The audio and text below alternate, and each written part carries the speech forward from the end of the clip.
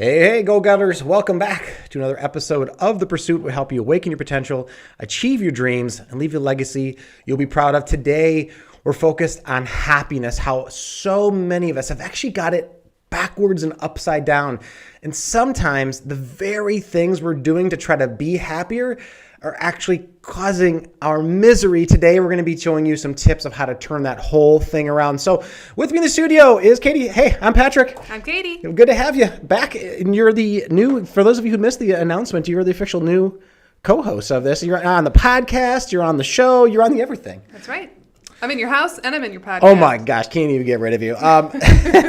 So I'm just going to call out a little bit of a pink elephant in the room here. I have a cold and I sound like a terrible frog person, and I'm fine. I just have like this sinus thing going on. So if I don't sound like my usual sexy self, it's because I don't feel like it. But that's why I brought backup with me to help me have this conversation in a better way. So we have a couple main things we want to get into today around turning this happiness thing around. But first off, what are your thoughts on this? Because I just said we've got it backwards, we've got it upside down. Do you find that's true? Like, what's your experience in this?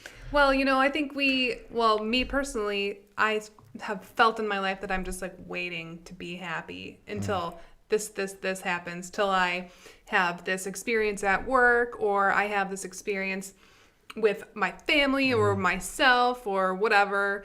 And it's just like waiting to be happy is not the right way to go about things. We're waiting for something to trigger happiness, when really we should find happiness just within ourselves and what we're doing on the day-to-day to find happiness. And what can we add to our life that would add some happiness? Oh, end show. You just nailed all the points. Okay, look, a good episode, everybody. See you later. Listen, we're going to be talking about joy today and what sparks joy for us, and really some recipes of happiness. But throughout the question, we want to give you guys a job. The question in the comments and the live chat. And just by the way, even after the filming of this, and we're live right now, we always go back, we always comment. So if you took the time to comment, we're going to respond to you. The question is, what sparks joy for you? Something, just put that in your head as we go through the topics today. So in order to have this conversation fully, I think the best way to start is just really looking at how happiness works. What does the science say? What does the research say about what is actually involved with happiness? In order to have that conversation, I think we need to begin with this simple divide line. Let's talk about something that it's in all the happiness and success research. It's this idea of locus of control. And Katie, you kind of started talking about this earlier, but let's just create a divide line down the middle. For the language for today, an external locus of control is everything outside of your current control or perception of control. The language we use is, these are the things that happen to me, right? These are the things that are outside of my personal locus of control, or at least that's in my perception, right? The second area is the internal. Okay, this is a lot of people who are talking about success and well-being. They're always pushing people we control actually much more than we think we do. This is things I make happen. So as we start this conversation, there's more to talk about here in terms of happiness and well-being and what really sparks joy for you. But let's come back to here. So Katie, as we talk about this, and we were kind of discussing earlier before we kind of went live, but like for you, what is some of those things on that divide line between internal things I control, external? I mean, I can think of a couple right now that happened to us today, but what's on your mind with that? Well, the biggest thing that comes to mind is work, because I have to do it for so many hours of the day. And, my experience at work is that people are a little bit negative. And I bet it's a lot that a lot of people who might be listening can relate to that too. You're in kind of a negative environment. And how can you possibly be happy in a negative environment when all these external forces are coming at me? And to kind of like go along with that same line of thinking, it's if someone's having an experience, it's their experience, and it's not necessarily mine. Yeah, preach for a minute on that. Hold on. Say more on that. That's big. And in my experience, I'm kind of an empathetic person, and I do really absorb what other people are feeling. But if I have been working on it really in the last couple of years to try to say that's their problem, and it's not going to be my problem, and it's not going to affect my happiness, because someone else's experience is actually their experience. And of course I try to treat people nicely and be kind, and I love my family and my friends, and of course I care how they're feeling, of course. But if someone's having a problem, it doesn't necessarily have to be my problem, and it doesn't necessarily have to affect my overall happiness. All right, so let's pause there for a second, because I think you just touched on a very big thing that I think we need to kind of dig into, which is a lot of times we can feel like we've actually taken the things that are within our power, we've actually given our power away to somebody else. So like this wasn't something I was actually thinking of, but your thoughts could actually provoke this in me. As part of this divide in between this locus of control and things like that is that we sometimes give our power away to other people. We say, hey, this is something that's actually yours, but I'm taking it into me as if it's my responsibility for your joy that I change. Now, of course, that begins with the understanding of maybe the false perception. I think I said at the beginning, we've got happiness all wrong. I think we can just make a landing point right here. One of the biggest ways that we've got happiness wrong is we think that we have to wait until the conditions are right. That it's someone, if someone else was nicer to me, if the environment, the external stuff, if the sun was shining more, if it wasn't raining as much, if the economy was better, if someone else was president, and we can just go on and on and on about all these things we push outside of ourselves. That's not actually ours to control, but it doesn't have to be like heavy stuff too. It can be simple stuff like one of the things for me that I know that I have less and less control over, though I'd wish I had a little bit more, was the ability to just drink my coffee in peace at my own house.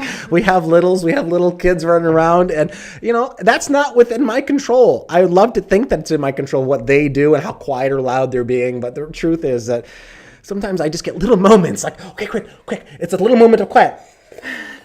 What a beautiful sip of coffee, and then back to loud. We have Loud House. If any parents are watching, you guys know you have Loud House too.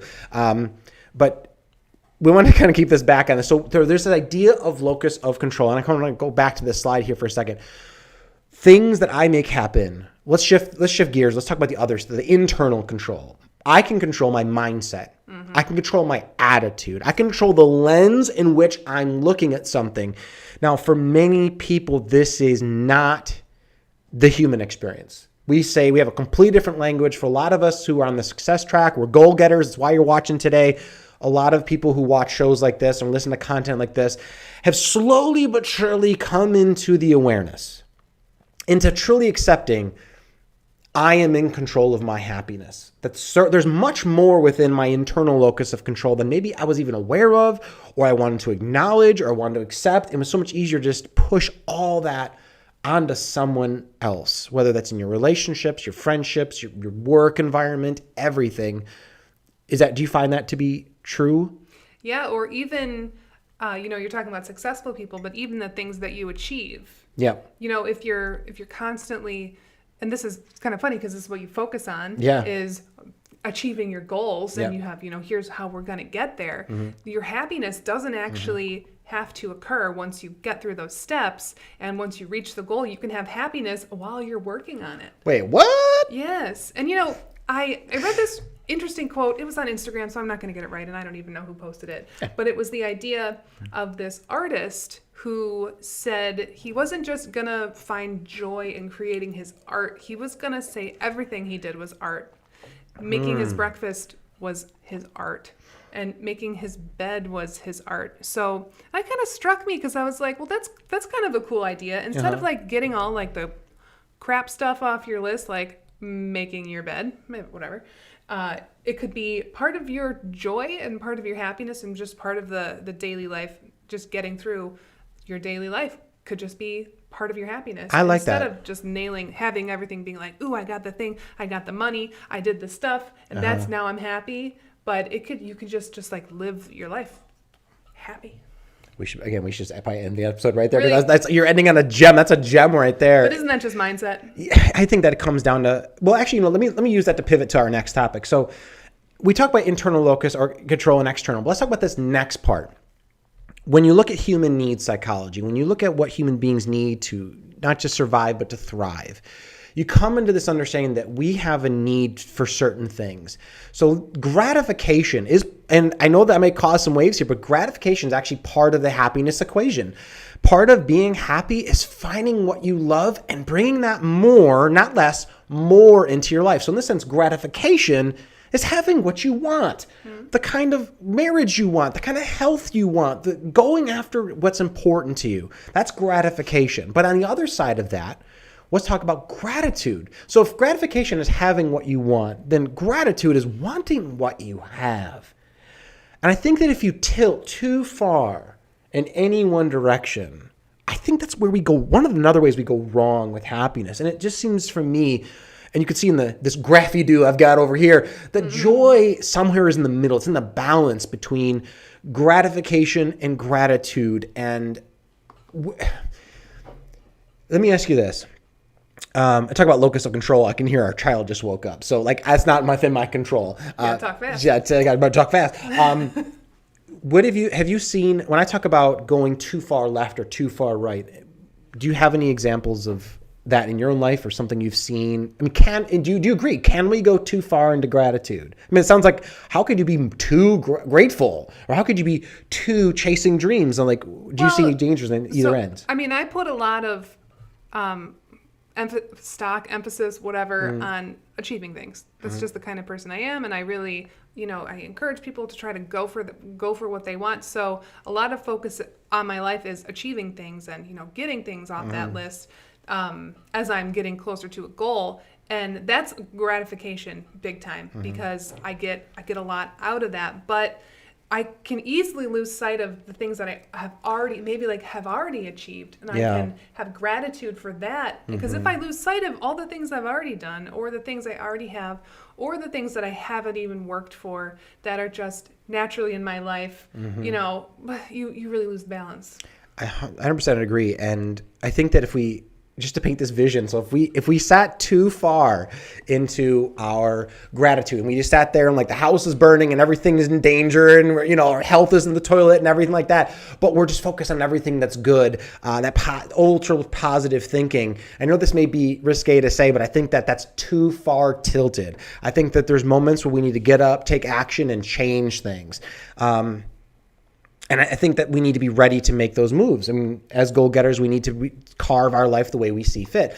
And on the other side, if we're too much chasing, rat race chasing, we're too much chasing the next thing, we never seem to arrive anywhere that's worth celebrating. So there's danger on both sides. So what we're really saying here is that if you really want to be happy, healthy, wealthy, all the things, and just extreme, if you experience joy every single day, there's a balance part of this equation that I think we all need to get on board with. And it's somewhere in the middle between realizing what you can control and you can't control, that leaning more towards that internal locus of control. And then also realizing that sometimes being happy is giving yourself what you need and what you want and bringing that stuff more into your life, the things that spark joy for you. So going back to our kind of question of the day, and please put it in the comments, what sparks joy for you? What have you personally discovered that when you're engaged, when you're doing that thing, you're in a flow state, you're in the zone, you're joyful, you feel refreshed and fulfilled as a result of doing it? And we just want to share a couple of things that are on our list. It might just give you some ideas.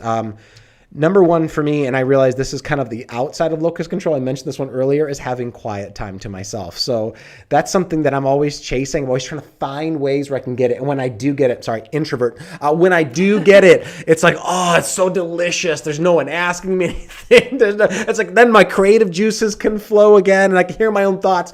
It's a beautiful thing. And then, like I said earlier, just a good cup of coffee. Sometimes I'm a simple person, but what's some things that you've decided that are on the things that you deserve, that bring you joy, that you've made room for in your life?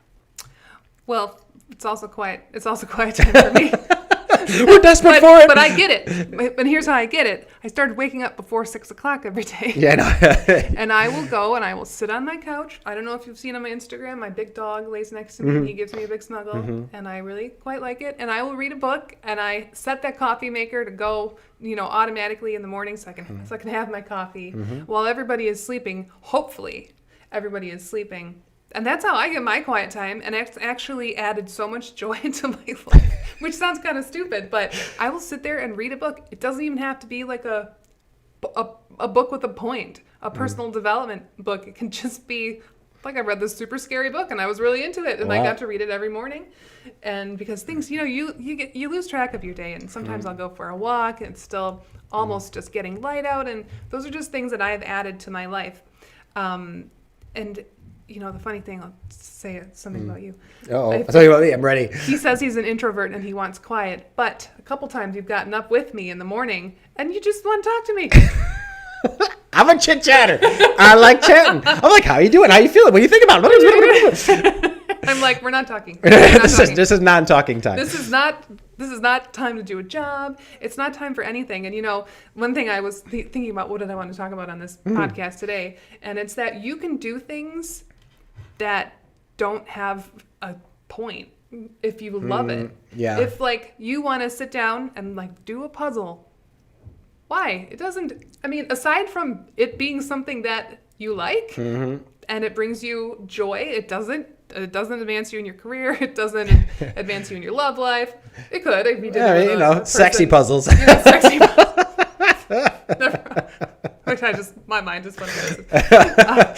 But what I'm trying to say is you can do stuff. It just adds something to your life that you like, and that's good because we're all gonna die. We might as well enjoy our time while we're here. And absolutely. So don't get stuck. I made this list of everything I had to do in the day, and it was like, ooh, I know where that story went. Basically, just about all the things that I have to do for other people. And I was like, when do I have time? When am I going to fit in time to do anything for myself? And I was like, that's really stupid. This is my life, and I need to take some time to do some things for myself. And if it means wake up 2 hours before everybody else, 1 hour, then I'm going to have to do that. So I think everyone here, and again, the question of the day is what sparks joy for you, and something we want you guys to think about. So kind of bringing this all together, I think that there's some simple lessons that we want to absolutely focus on. Number one, decide what is now in your locus of control that maybe previously you thought was not. Maybe it's coming down to procrastination. And I please understand it's coming from a place of love. When I say it's excuses, things that you say, well, if only that person would change, then I could change this part of my life. And I think we need to move it more into that area or that locus of control. And then the second thing. Or can I just say one thing? Yeah. Or looking at somebody else and saying, oh, they can do that, but I can't because of all these reasons. Or well, they don't have kids, so they can do it. And that's slippery slope, and it's very tempting to say that. It is. To look at someone, yeah. We're all mostly in control of our lives. And the more we take responsibility and ownership over the outcomes, the more actual personal power we have. Second is find what's good for you. Just if it's a piece of paper and a list, I don't care what it is, just decide for yourself. In fact, Katie and I did this earlier a couple weeks ago. Hey, what do we know brings us joy that we're not doing? Wow, what a game-changing conversation that was. We were both expressing some stress we were feeling, and then we said, well, what is it that we know brings us joy? And then the second question, the honest question is that, are we doing those things? So find for you what brings you joy. And also, if you have a partner, how can you support that person and what brings them? Yeah, exactly. How can I support you in your thing, and how can you support me in my thing? It's pretty easy. Simple question and discussion. And then number three, and obviously this comes back to gratitude and gratification, and we're kind of always in balancing those things, but find that center space of joy for you where you're able to give yourself what you need and go chasing after what you want because you deserve it, and be thankful for what you already have. It's so easy. I'm going to tell you, it's so easy to find joy when you're able to train your mind and condition your mind to find joy in the little things, like it's a beautiful sunny day. And then when the big things come, it's like Christmas, but condition and train your mind to find the joy in the little things, but don't be tilted in one direction or tilted in the other. Find that joyful sweet spot and give yourself what you need. So, hey, listen, Thanks for joining for another episode. It's fun to have you here, and it's good to have you guys here on the call. Thank you so much for tuning in. It's been a true joy. Pun to have you here. Listen, if you enjoy this content, you want to stay connected with us, make sure to hit that like button. It really helps us with the algorithm and the channel. If you're on YouTube, follow us or subscribe us to any of the socials you're watching this on. And of course, if you're on YouTube, make sure to hit that bell to be notified of any future content. So thanks, guys, for tuning in for another episode of The Pursuit. Until we see you again, I got my mug this time. I'm ready. May the fire within lead the happiest heights, and the road you travel be lined with light. We're going to work on this. Okay. Goodbye, I'm everyone. trying to read my cup. Cheers to Detroit. That's right. Cheers to Detroit. Cheers. Bye, everybody.